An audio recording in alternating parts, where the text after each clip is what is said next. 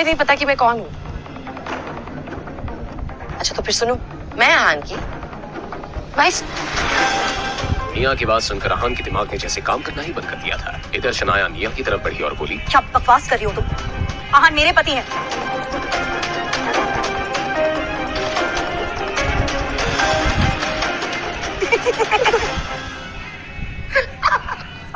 क्या मजाक है शनाया, क्या हो रहा है? सॉरी, ये सिर्फ एक प्रैंक था।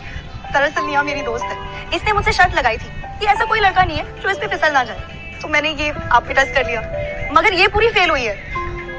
Proud of you Aahan. तुम दोनों ने मेरी जान निकाल दी। मगर आप चाहें तो मैं आपकी वाइफ बन सकती हूँ जीजी। शक।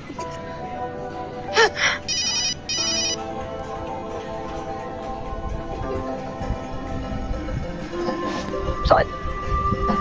Yeah, I'm coming. Okay. I'm sorry Shanaya, मुझे जाना होगा, थोड़ा अर्जेंट काम आ गया है। क्या निया, मैंने यहाँ तुम्हें सेलिब्रेट करने के लिए बुलाया था। I know, I understand, पर ये थोड़ा अर्जेंट काम है, पर टाइम मिला तो हम फिर मिलेंगे। हाँ, bye Shanaya. Safe bye. Bye जीजू। पिछले 6 घंटों से शौर्य उसी पोजीशन में था। अब तो उसके पैरों में सेंसेशन भी नहीं हो रहा था। उसने इरिटेट होते हुए अपने आप से ही कहा, पता नहीं ये पापा इतनी देर से अंदर क्या कर रहे हैं। क्या वो दादाजी को जल्दी नहीं मना सकते? सर मैं चलता हूँ। ठीक है। क्या मुझे दादाजी ने माफ कर दिया? हाँ, लेकिन मैं तुमसे अभी भी नाराज हूँ। तुम्हें दादाजी की लिमिट को क्रॉस नहीं करना चाहिए था। जब उन्होंने कहा कि वो शनाया को इंजीनियरिंग वापस करना चाहते हैं, तो तुम्हें उनके अगेंस्ट नहीं जाना चाहिए था। वो हमारी फैमिली के बड़े हैं और तुमसे भी बहुत प्यार करते हैं। तुम्हें उनकी और उनके डिसीजन की रिस्पेक्ट करनी चाहिए। I'm sorry पापा, मैं मेक श्योर करूंगा कि आगे से कभी ऐसा ना हो। शौर्य ने बहुत ही ईमानदारी से माफी मांगी। शौर्य, प्रोजेक्ट की चिंता तुम मत करो। कल तुम्हारे दादाजी मनाली जा रहे हैं। उनके निकलने से पहले हमें उन्हें मिलने जाना है।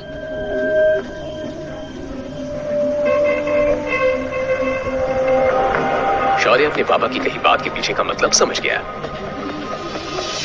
शनाया को अकेले अपने कमरे में नींद नहीं आ रही थी। वो बार बार आहान के बारे में सोच रही थी। तेरे बिन कैसे मैं जीऊं, तुझसे कैसे ये कहूं, तेरी हर ख्वाहिश में मैं रहूं।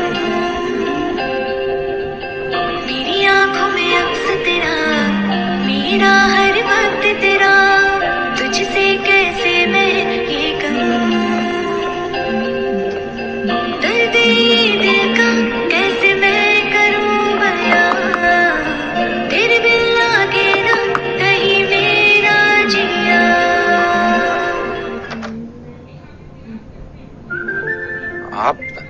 आपको कुछ चाहिए? शनाया जवाब देने की बजाय इधर उधर देखने लगी। आहान से नजरें चुराने की नाकाम कोशिश करते हुए शनाया ने मन ही मन में कहा, मैं यहाँ मुंह उठाकर आ तो गई हूँ, लेकिन अब क्या बहाना बनाऊं? वो मेरे कमरे की लाइट नहीं चल रही। ओ, मैं अभी ठीक कर देता हूँ। इसकी कोई जरूरत नहीं है। आज शनाया को हो क्या था? वो इतनी अजीब बिहेव क्यों कर रही थी? आहान ये सुनकर कंफ्यूज हो गया और उसकी कंफ्यूजन देखना शनाया के लिए कोई मुश्किल काम नहीं था। मैं यही सो जाऊंगी।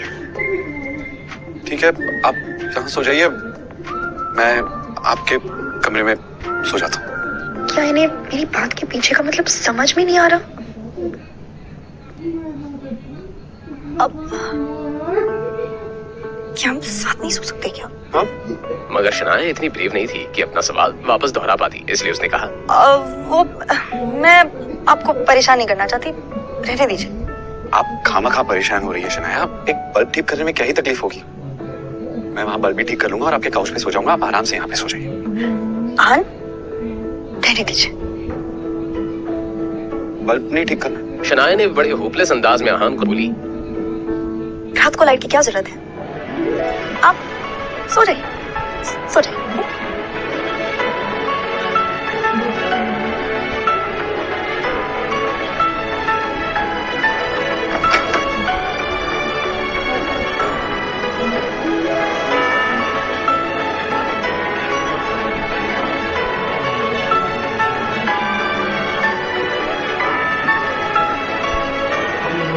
मैं इस दुनिया की सबसे बड़ी बेवकूफ हूँ।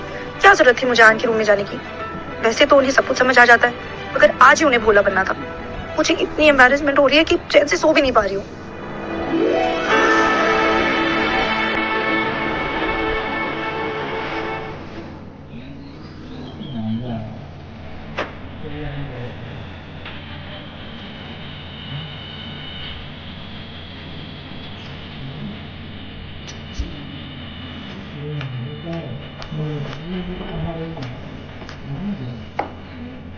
शनाया को ऑफिस छोड़ने के बाद आहान भी वहां से निकलने ही वाला था, लेकिन तभी उसने और शनाया ने एक आवाज सुनी।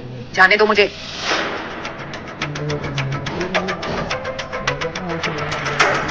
आहान, आज तुम अपनी फेरारी स्पोर्ट्स कार में नहीं आए? मुझे तो लगा था कि शनाया अब से रोज उसी कार में आएगी। शगुन गिल ने अपनी बात इस अंदाज में कही थी मानो वो सामने से शनाया और आहान को इंसल्ट करना चाहती थी। शगुन ने अपनी बात को आगे बढ़ाते हुए कहा, एक मिनट, कहीं ऐसा तो नहीं कि महंगी कार रेंट पे लेने के लिए आहान के पास अब पैसे भी नहीं है? आहान ने हमेशा की तरह इस ताने को भी सुनकर अनसुना कर दिया। वो कार अभी अभी आहान के रोजवुड स्प्रिंग वाले बंगलों के पार्किंग में खड़ी थी, मगर वो इस बारे में किसी को वजह देना जरूरी नहीं समझता था। मगर शनाया वो अपने दिन की शुरुआत ये बातें सुनकर नहीं करना चाहती थी। शगुन, क्या तुम फिर से धक्के खाकर यहाँ से बाहर जाना पसंद करोगे? मुझे अच्छे से याद है जब मैंने तुम्हें और शौर्या को घर से निकाला था। और शगुन के चेहरे का रंग ही उड़ गया। शनाया ने डायरेक्टली शगुन की दुखती नस को पकड़ लिया था, और इतना ही नहीं, शगुन को उस दिन का नजारा एक बार फिर से याद दिला दिया था। मगर एक बार फिर से उसे कुछ याद आया और शगुन ने शनाया से कहा, तुम स्प्रिंग कॉर्पोरेशन की डील की वजह से इतना हवा में उड़ रही हो ना? क्या तुम्हें इतना भी नहीं पता कि दादाजी ने तुम्हें उस प्रोजेक्ट से कब का निकाल दिया है? ऐसा कैसे हो सकता है? कल ही तो शनाया ने ये डील जीतकर ये प्रोजेक्ट किल कंस्ट्रक्शन को जाता है। आनंद किल को खुश किया था, और आज एकदम से उसे एक प्रोजेक्ट से निकाल दिया। आहान ने जब ये सुना तो उसे ज्यादा हैरानी नहीं हुई। मैंने इस बात की उम्मीद पहले ही कर ली थी। शनाया के दादाजी को मनाने के लिए शौर्य और नीरज गिल किसी भी हद तक जा सकते हैं। बेवकूफ, तुम कुछ ज्यादा ही सपने देखती हो शनाया। Grow up now. इस सब का क्या मतलब है? दादाजी ने कहा है मुझे अभी उनसे बात करनी है।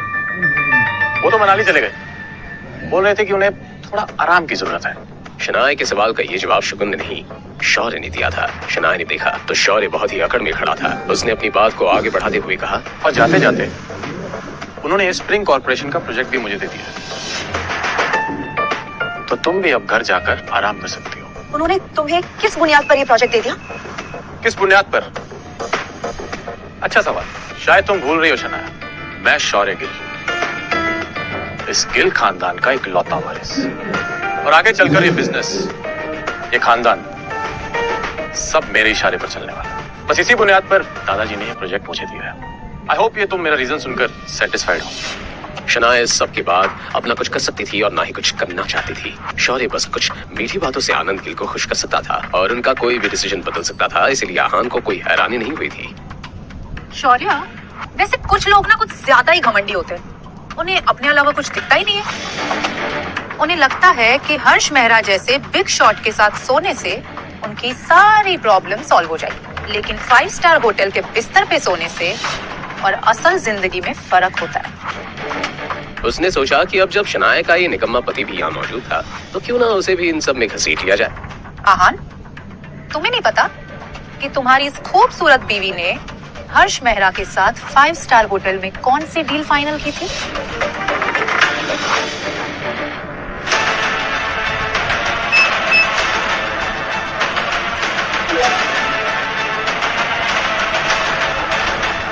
ये सुनने के बाद क्या होगा आहान का रिएक्शन? क्या आहान और शनाया में गलतफहमियां पैदा होने वाली हैं? शनाया कैसे आहान को अपने मासूमियत का सबूत देगी?